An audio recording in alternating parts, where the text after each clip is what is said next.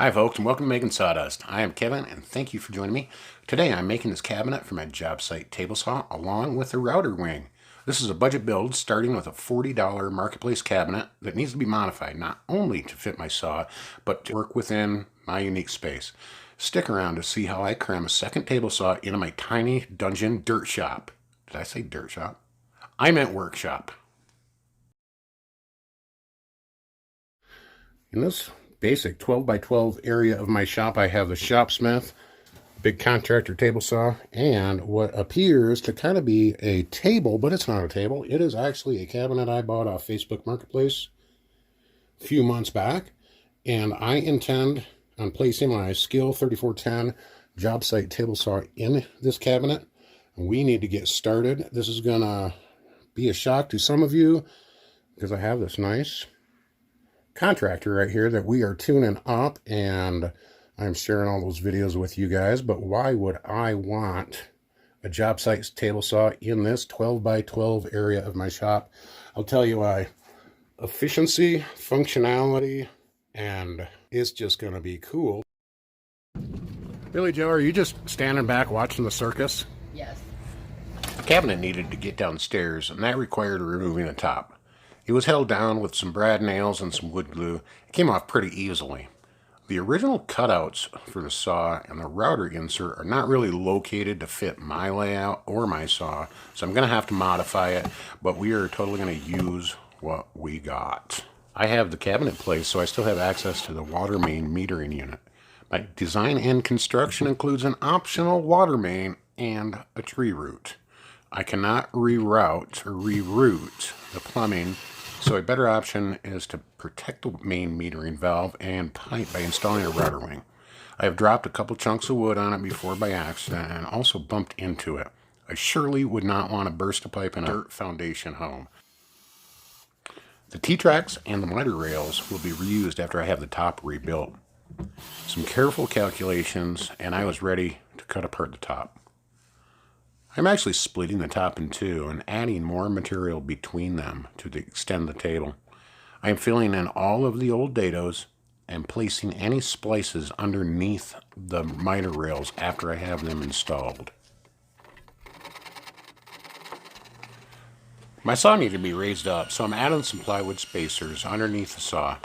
That will elevate the saw to match the height of the tabletop. I will hook up dust collection eventually to the saw, as it conveniently has a toilet flange already. This saw will be set up with a thin curved ripping blade, 7.5 inches. The benefit of having a second table saw in my shop is the functionality. I'm going to build a nice little sled that's going to have some miter tracks, some T-tracks, stop blocks, and a lot of added functionality to this saw. The tabletop and this cabinet actually need to be removable, so I'm drilling a hole right here for the water main, and then I'll take it over to the table saw and rip right into that tabletop, creating a big slot. I'm lining up my miter rail so I can get a location where I need to trim that other piece.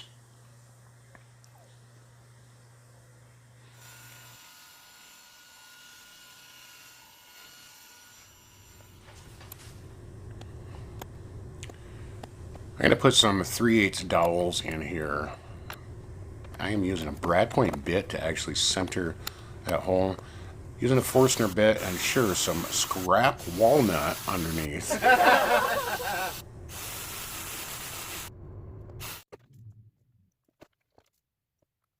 I'm really using these dowels as alignment more than anything else.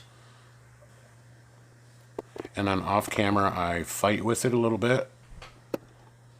And then use my table saw wing as a giant caul. Sanding my 1/8 inch MDF filler strips at a very slight angle ensures a really tight fit at the top of the joint. So that's what I'm doing right now, is getting these things just to fit absolutely perfect, and they're just above the lip and I can sand those down. I'm using some 2P10 to glue in my filler strips, and then I'm just tapping them in with my hammer and a little bit of scrap walnut, of course. Next, I'm going to address the big oval hole that I have in there.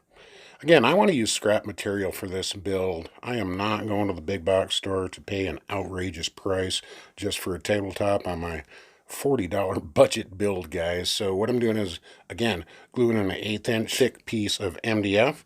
I'm going to flip it over. Use a generous amount of 2P10 here and activator. One of the unique features of the SKILSAW 3410 is its extendable table. I needed to make an MDF insert, so I used a 5/8 cove on the bottom side of this MDF so it would sit on the rail of that extendable table. Now that I'm this far into the bench build, guys, I'm looking at this cheap aluminum fence here. It's actually really accurate, but what's it going to look like on my hybridized stretch limousine SKILSAW router wing thingy I just built? 62-inch long table, 66, I should say,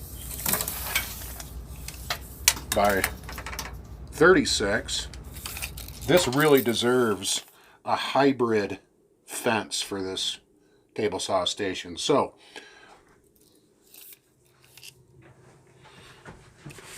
guys, this video really deserves a part 2 and maybe a part 3 of. I was really just wanted to have a second table saw in this shop. I have the space. It is a unique space, guys. And I bought a cabinet for $40. I've split the cabinet, used the cabinet, split the tabletop, and made a lot of capacity for the second saw in my shop. This is a production shop. I do a lot of small stuff. I have a pretty big item that I sell. I mean heavy. It's not very big. It ships easy, but it occupies a lot of time in my shop. So I have to have 2 table saws. I have to have a router set up. One other thing that I was able to do is protect this water main. Like I said earlier in the video, guys, I've bumped it. I've dropped this piece of scrap material on it. I don't want to damage it. I do not want to spring a leak, guys. Video number 2 is going to explain this insert here a little bit better, what I had to do to modify my table a little bit. We'll probably talk about a hybrid fence, actually. And I have a lot of miter rail and T-track, and we are going to get a router mounted in here. I have a Porter Cable 693 series. We're going to get that. I have had my eye on a router lift, not buy one. I think I'd like to make one in the future too. So my space is coming around, guys. I'm really excited about this space. I have an optional tree root and an optional water main in my shop. A 2-piece top that can come out. Table saw can come out easily. Cabinet has 3 short screws in the thing, so easily movable. I haven't disrupted everything, and I have made my 12 by 12 machine space in my tiny shop very efficient. So stick around, guys. Those of you that are still here at the end of the video, sorry. Please subscribe to my channel if you want to see more content just like this. Leave a comment down below. Tell me what you think. Tell me how you're using your unique space too. Have a great day, guys, and as always, get on your shop. Start making some sawdust.